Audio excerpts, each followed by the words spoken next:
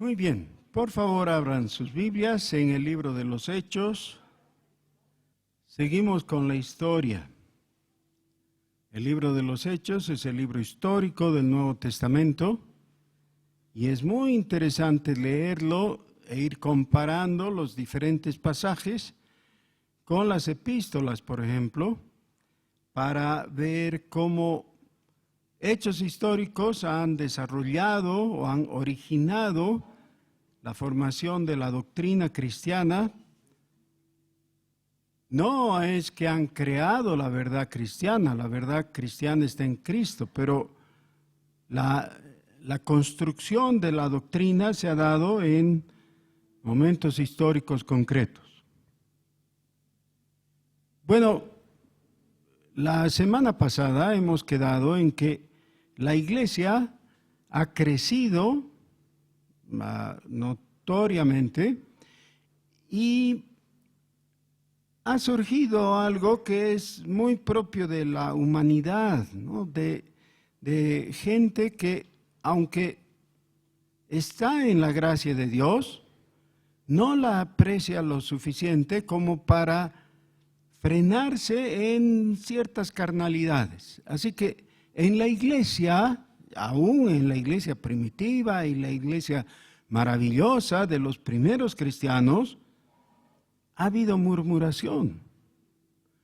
Los de origen gentil, digamos, en cuanto al lugar, aunque eran judíos, pero que vivían en lugares gentiles, han empezado a murmurar en contra de los que eran propios de la ciudad de Jerusalén, diciendo que a sus viudas o a las viudas que venían del exterior, de los otros países circunvecinos, no se les daba el mismo trato.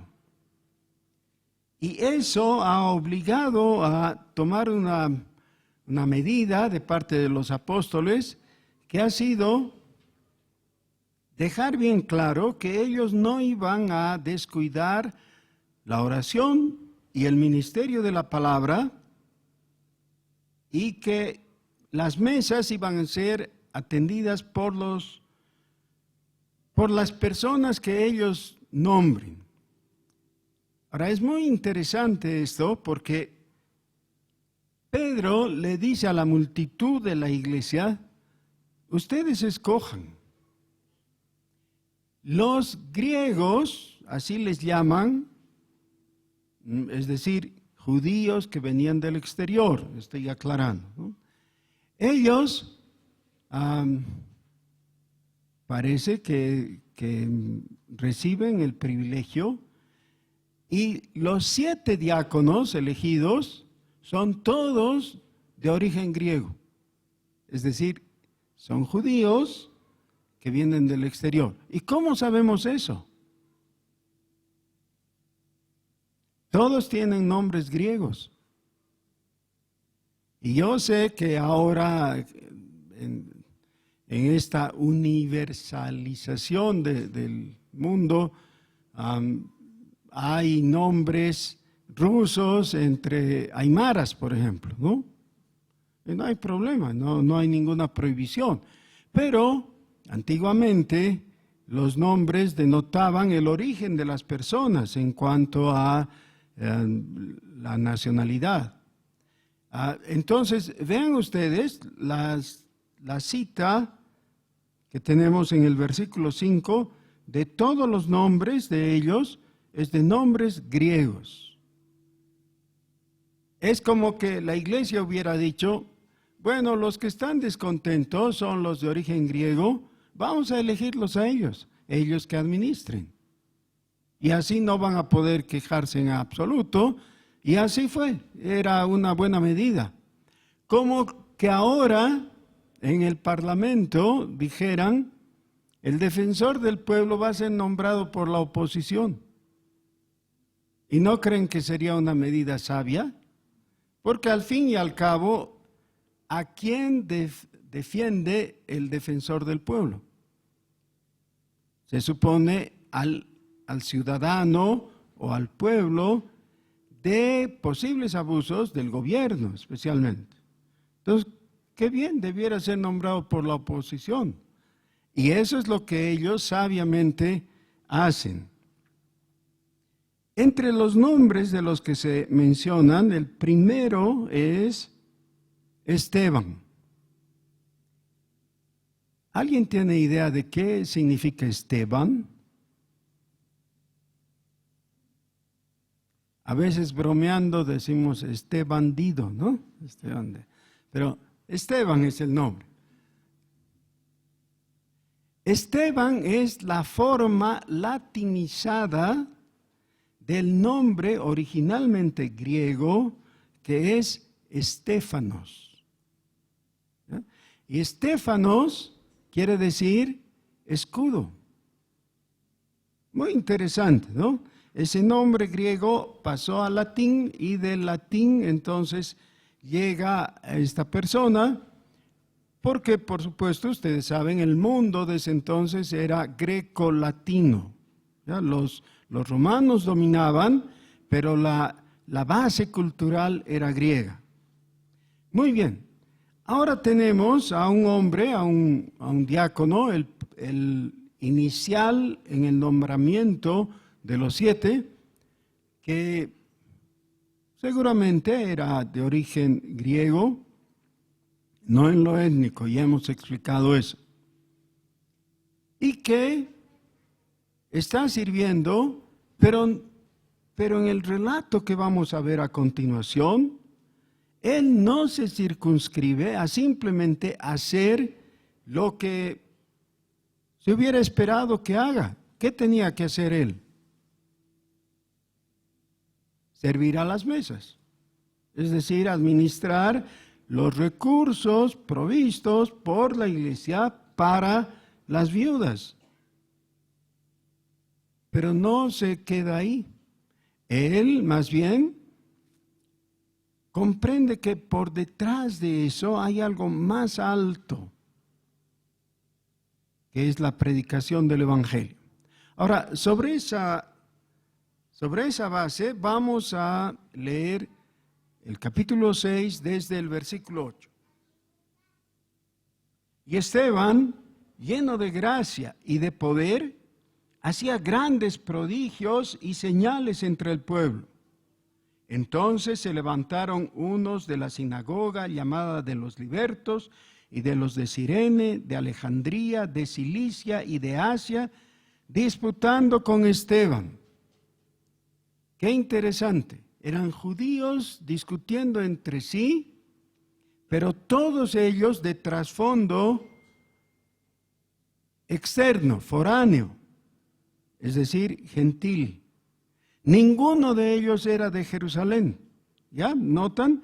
Ni Esteban ni los que discutían con él. Dice el 10, pero no podían resistir a la sabiduría y al espíritu con que hablaba. Entonces sobornaron a unos para que dijesen que le habían oído hablar palabras blasfemas contra Moisés y contra Dios. Y soliviantaron al pueblo, a los ancianos y a los escribas, y arremetiendo, le arrebataron y le trajeron al concilio. Y pusieron testigos falsos que decían: este hombre no cesa de hablar palabras blasfemas contra este lugar santo y contra la ley, pues le hemos oído decir que ese Jesús de Nazaret destruirá este lugar y cambiará las costumbres que nos dio Moisés. Entonces todos los que estaban sentados en el concilio, al fijar los ojos en él, vieron su rostro como el rostro de un ángel.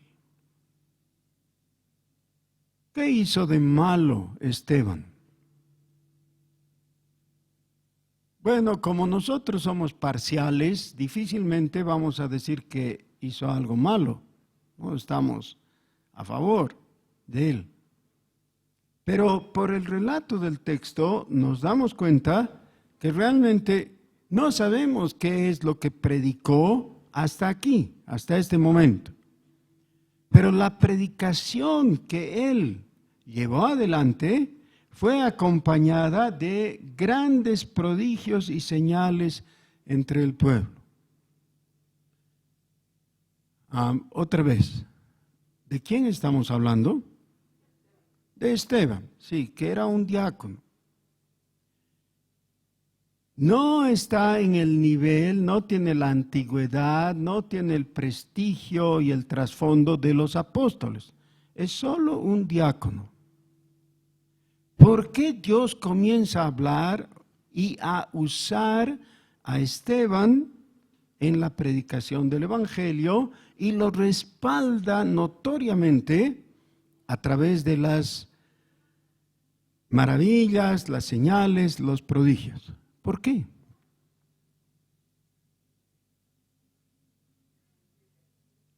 Es como que Dios nos está diciendo: los esquemas que ustedes tienen a veces no sirven.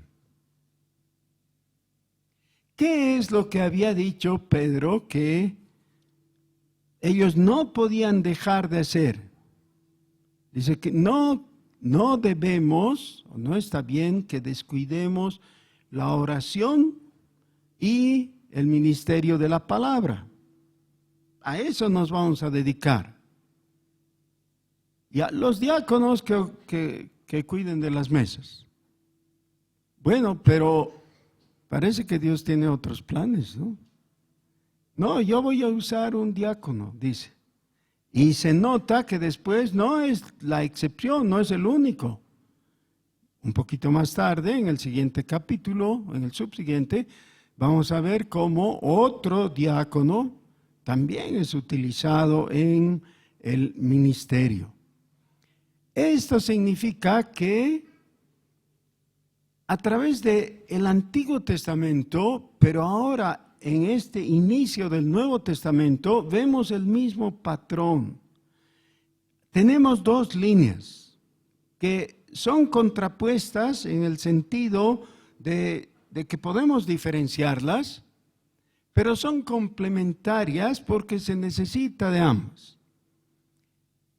El uno es la institución, es lo que los ingleses dirían el establishment, ¿no?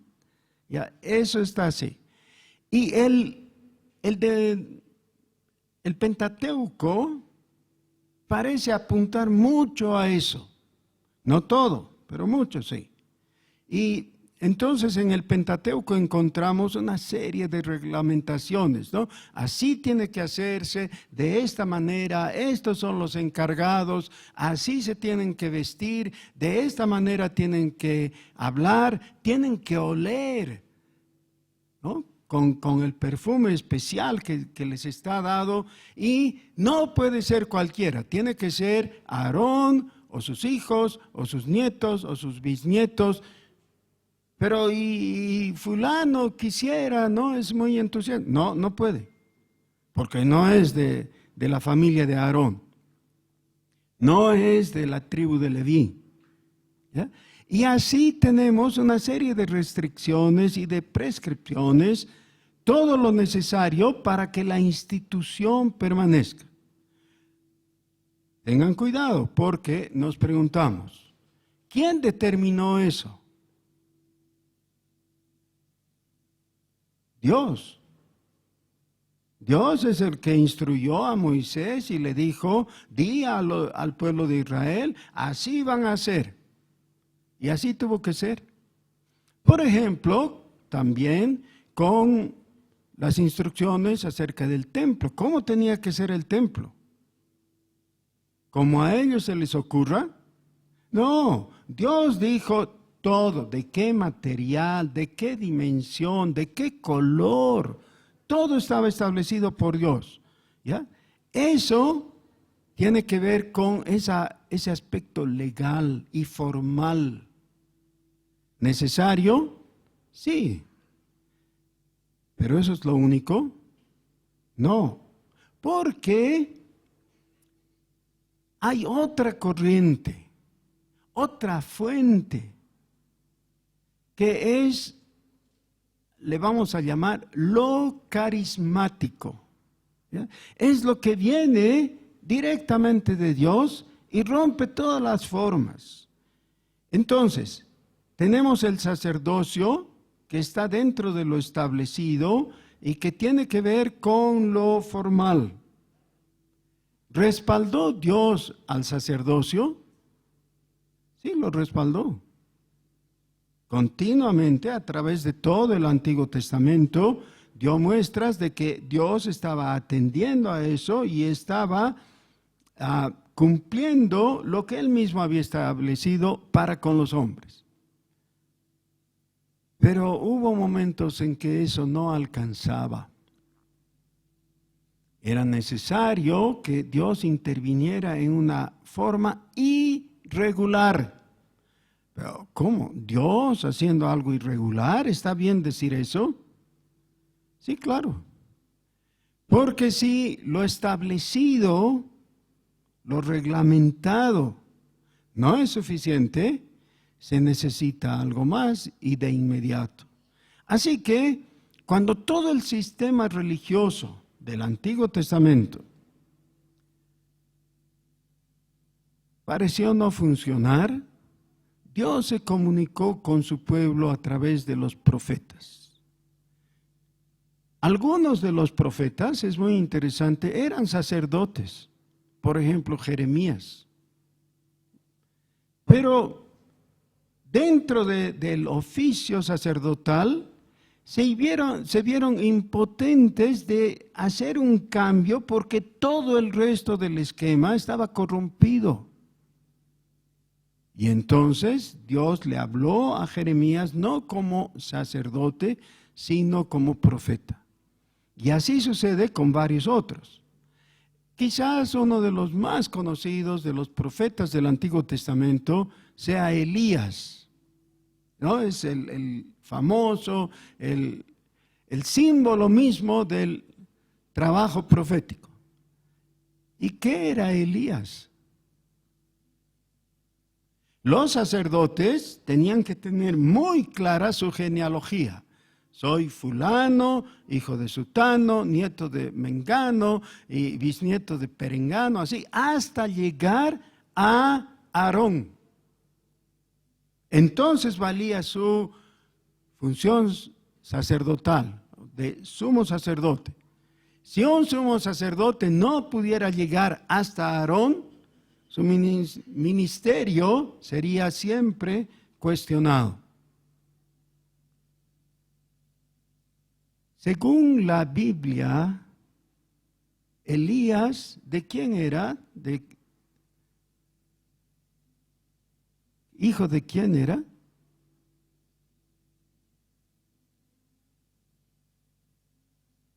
No se sabe. Para diferenciarlo de cualquier otro, se utiliza la referencia del lugar de donde venía. Y entonces se dice que era Elías Tisbita. Pero no es porque su padre hubiera sido antes nada. Era un don nadie. En términos humanos. Pero elegido de Dios. Y enviado por Dios para que traiga la palabra de Dios y todo lo que hizo que ahora no podemos ver. Bueno, así que tenemos de parte de Dios esa segunda fuente que es la carismática. Por favor, no piensen en el significado actual de la palabra y cómo se utiliza generalmente. Carismático quiere decir referido a los dones, porque carisma significa don. Carismático es aquello relacionado con los dones. Y cuando el esquema formal ya no alcanza, se necesita eso que es sobre y que recibe de lo sobrenatural. ¿Por qué Dios quiso utilizar a un diácono para hacer prodigios y maravillas, dar señales? Posiblemente, al escuchar a Esteban, todavía no lo hemos escuchado, pero posiblemente al escucharlo vamos a descubrir el porqué. El sumo sacerdote dijo entonces, ¿es esto así? Es decir, las acusaciones que hay contra Esteban son verdaderas. Y él dijo, varones hermanos y padres, oíd, el Dios de la gloria apareció a nuestro padre, Abraham, estando en Mesopotamia, antes que morase en Harán, y le dijo, sal de tu tierra y de tu parentela, y ven a la tierra que yo te mostraré. Entonces salió de la tierra de los caldeos y habitó en Harán, y de allí, muerto su padre, Dios le trasladó a esta tierra en la cual vosotros habitáis ahora. Y no le dio herencia en ella, ni aun para asentar un pie, pero le prometió que se la daría en posesión y a su descendencia después de él, cuando él aún no tenía hijo. Y le dijo Dios así, que su descendencia sería extranjera en tierra ajena, y que los reduciría a servidumbre y los maltratarían por 400 años. Mas yo juzgaré, dijo Dios, a la nación de la cual serán siervos. Después de esto saldrán y me servirán en este lugar. Y le dio el pacto de la circuncisión, y así Abraham engendró a Isaac y le circuncidó al 8º día, e Isaac a Jacob, y Jacob a los 12 patriarcas. Y los patriarcas, movidos por envidia, vendieron a José para Egipto. Pero Dios estaba con él, y le libró de todas sus tribulaciones, y le dio gracia y sabiduría delante de Faraón, rey de Egipto, el cual lo puso por gobernador sobre Egipto y sobre toda su casa. Vino entonces hambre en toda la tierra de Egipto y de Canaán, y grande tribulación, y nuestros padres no hallaban alimentos. Cuando oyó Jacob que había trigo en Egipto, envió a nuestros padres la primera vez. Y en la segunda, José se dio a conocer a sus hermanos, y fue manifestado a Faraón el linaje de José. Y enviando José, hizo venir a su padre Jacob y a toda su parentela, en número de 75 personas. Así descendió Jacob a Egipto, donde murió él, y también nuestros padres, los cuales fueron trasladados a Siquem, y puestos en el sepulcro que a precio de dinero compró Abraham de los hijos de Hamor en Siquem.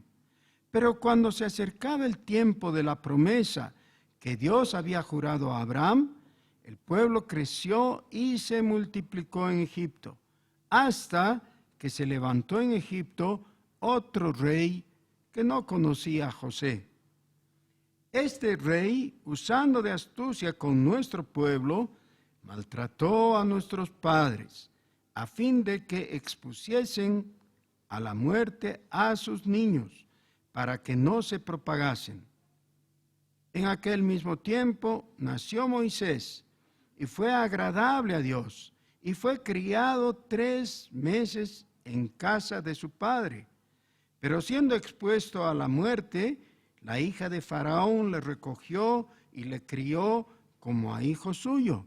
Y fue enseñado Moisés en toda la sabiduría de los egipcios, y era poderoso en sus palabras y obras.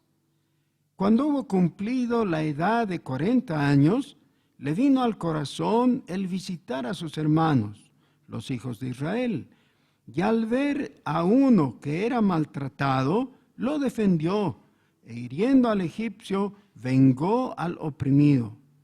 Pero él pensaba que sus hermanos comprendían que Dios les daría libertad por mano suya, mas ellos no lo habían entendido así. Y al día siguiente se presentó a uno de ellos que reñían y los ponía en paz, diciendo: varones, hermanos sois, ¿por qué os maltratáis el uno al otro? Entonces el que maltrataba a su prójimo le rechazó, diciendo: ¿quién te ha puesto por gobernante y juez de nosotros? ¿Quieres tú matarme como mataste ayer al egipcio? Al oír esta palabra, Moisés huyó y vivió como extranjero en tierra de Madián, donde engendró 2 hijos. Pasados 40 años, un ángel se le apareció en el desierto del monte Sinaí, en la llama de fuego de una zarza. Entonces Moisés, mirando, se maravilló de la visión, y acercándose para observar, vino a él la voz del Señor: yo soy el Dios de tus padres, y el Dios de Abraham, el Dios de Isaac, el Dios de Jacob. Y Moisés, temblando, no se atrevía a mirar. Y le dijo el Señor: quita el calzado de tus pies, porque el lugar en que estás es tierra santa. Ciertamente he visto la aflicción de mi pueblo que está en Egipto, y he oído su gemido, y he descendido para librarlos. Ahora, pues, ven, te enviaré a Egipto. A este Moisés, a quien habían rechazado, diciendo: ¿quién te ha puesto por gobernante y juez? A este lo envió Dios como gobernante y libertador por mano del ángel que se le apareció en la zarza. Este lo sacó, habiendo hecho prodigios y señales en tierra de Egipto y en el Mar Rojo y en el desierto por 40 años. Este Moisés es el que dijo a los hijos de Israel: profeta os levantará el Señor vuestro Dios de entre vuestros hermanos, como a mí, a él oiréis. Amén. Por supuesto, el texto continúa hasta el final del capítulo, pero la pregunta que se hace indispensable aquí es: ¿qué habló mal Esteban de Moisés? ¿Qué dijo? Podría haber dicho, por ejemplo, que Moisés era un tirano. Quizás para los cánones de nuestros días, alguien podría decir que el tipo de gobierno que ejerció Moisés entre Israel fue de un tirano. Quizás. Pero Esteban no lo dice. ¿Qué dice de malo Esteban de Moisés? Si ustedes ponen atención, este es un resumen histórico perfecto. No da demasiados detalles. Demasiados detalles sería la lectura desde Éxodo hasta Deuteronomio, ¿no es cierto? No hace eso. Hace un resumen, es algo escueto relativamente, pero menciona aquellos puntos importantes, demostrando que él no solamente era un entendido en la palabra de Dios. Conste que él no estaba preparado, no estuvo preparando así por largo tiempo su sermón, como en las tesis actuales, ¿no? Meses, años a veces la gente se prepara para ir y mostrar que sí sabe. Él no tuvo tiempo alguno. Fue llevado de improviso y ahí tuvo que improvisar un discurso. ¿Por qué lo hizo así tan bien? ¿Por qué? Eso estaba en su mente. Él conocía de lo que estaba hablando. Miren, todos nosotros eventualmente vamos a estar en situaciones en las que tengamos que hacer apología. Esa es la palabra correcta y es la que usa la Biblia también, del Evangelio. Es decir, tenemos que dar buenas razones de la fe que hay en nosotros. Si alguien nos dice, di, ¿por qué crees en Jesucristo? No tenemos que pensar, bueno, voy a empezar a leer y voy a tomar notas y hacer mis esquemas y todo. No. Si eso está en tu corazón, tendrías que poder comunicarlo y defenderlo. Otra vez, ¿de qué acusaron a Esteban? En el capítulo 6. De que blasfemaba, de que decía cosas contra Dios, esa es la blasfemia, que anunciaba mal para el templo de Jerusalén, de lo cual ellos estaban muy orgullosos y amaban su templo, claro. Y que hablaba en contra de Moisés, diciendo además que las costumbres que habían surgido de parte de la atención al legado de Moisés iba a ser todo eso quebrantado y desatendido por un tal Jesús. Es más o menos lo que pasa ahora también. Cuando tú hablas de Jesucristo a alguien que no es creyente, enseguida se va a incomodar porque va a decirte, bueno, pero tú sabes que yo tengo mis creencias, lo que me estás haciendo es moverme el piso. Estás queriendo que deje mis tradiciones y la enseñanza que me dio mi madre y a ella la suya, ¿no? Y nosotros hemos sido de tal religión o de tal credo por generaciones. ¿Cómo pretendes tú venir y cambiar? Ahora, esto por supuesto nos va a poner en una mala situación si es que no sabemos presentar el Evangelio adecuadamente. Y tal vez vamos a aceptar una contradicción inexistente. Había contradicción realmente entre lo enseñado por Moisés, que está plasmado en el Antiguo Testamento, y lo que vino y enseñó Jesús.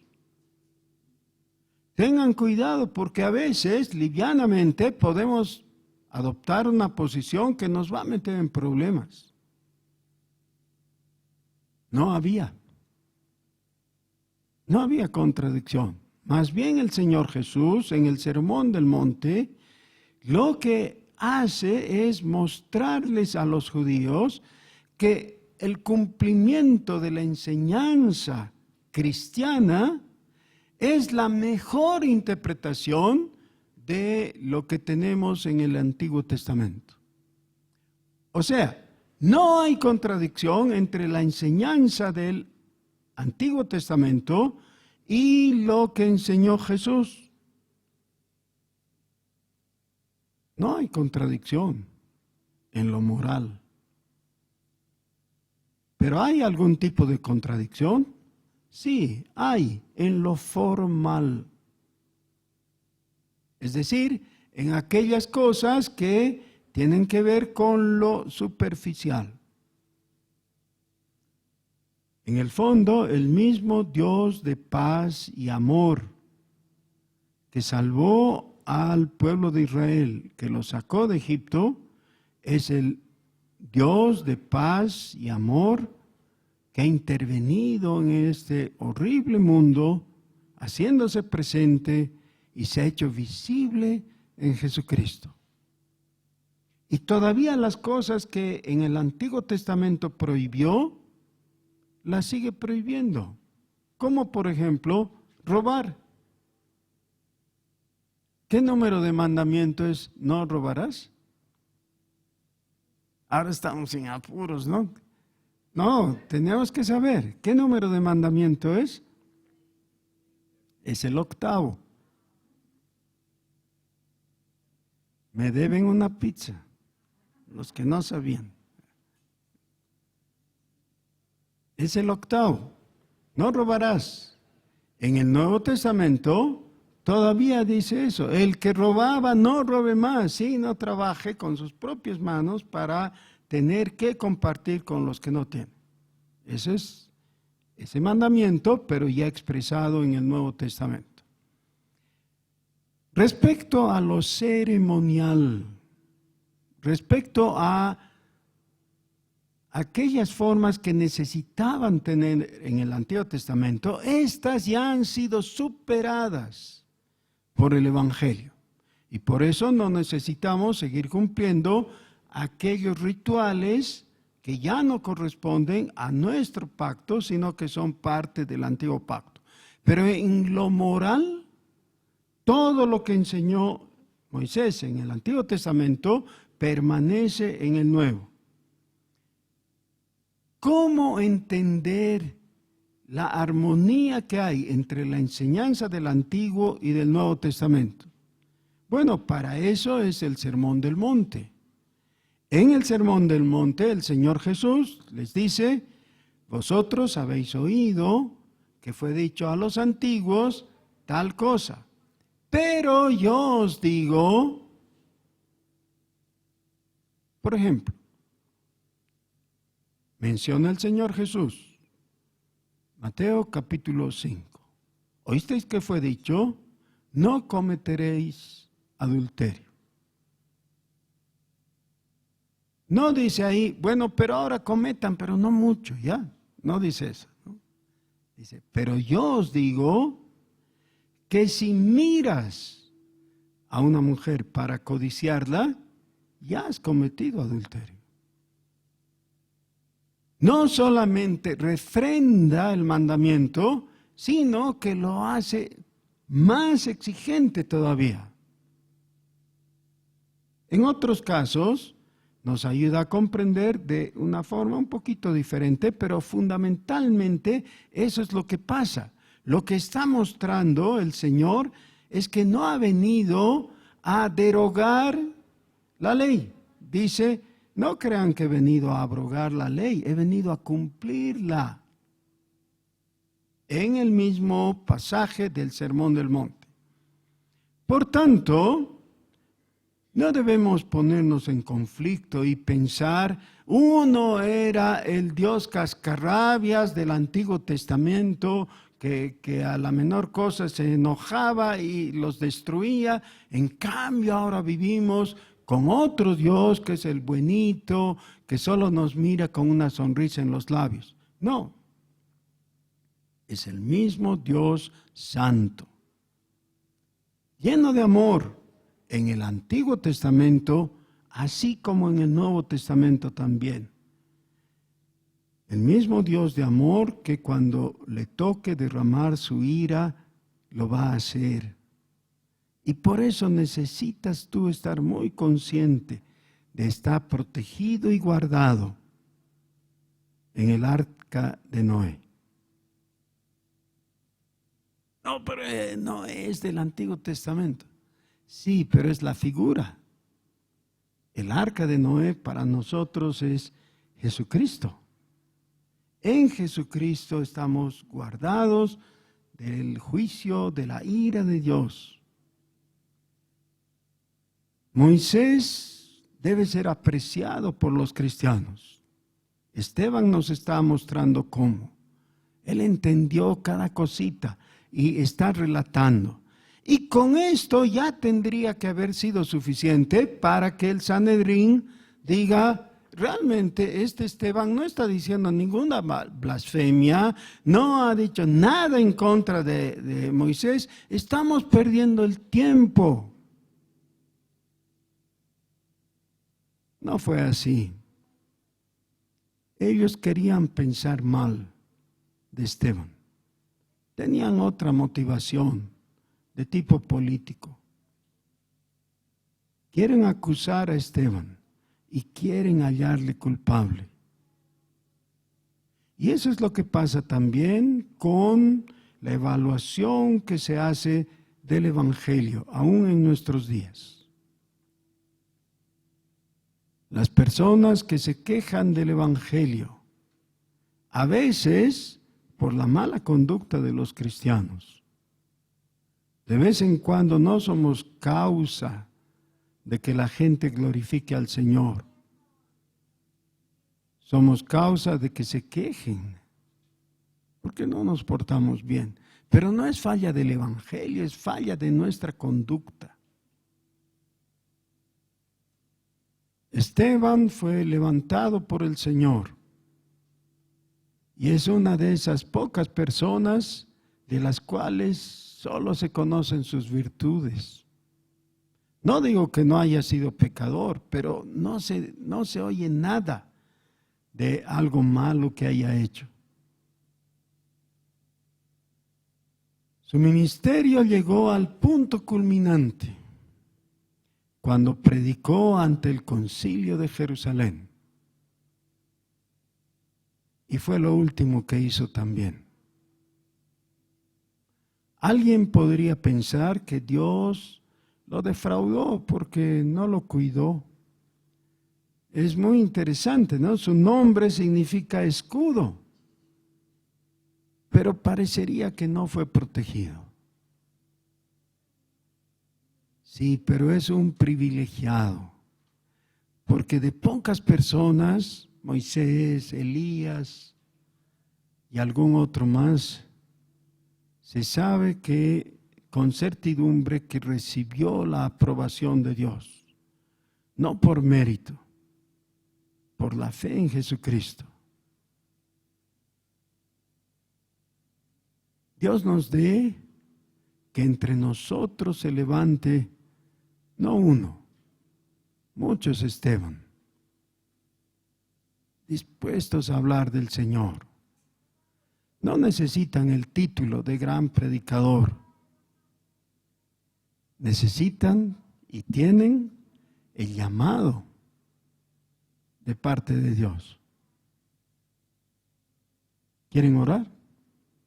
Pongámonos de pie, por favor.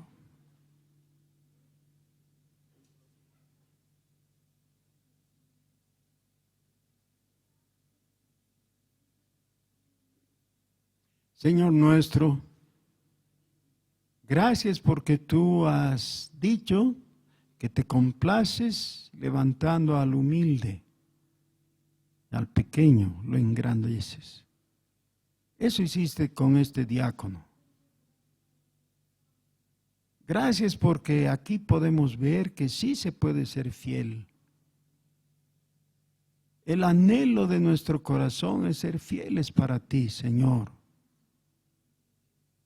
Y por eso nos llenamos de vergüenza delante de ti, porque a veces no estamos en ese nivel, ni mucho menos.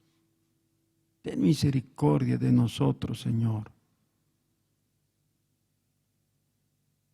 Y límpianos y úsanos como a estos diáconos.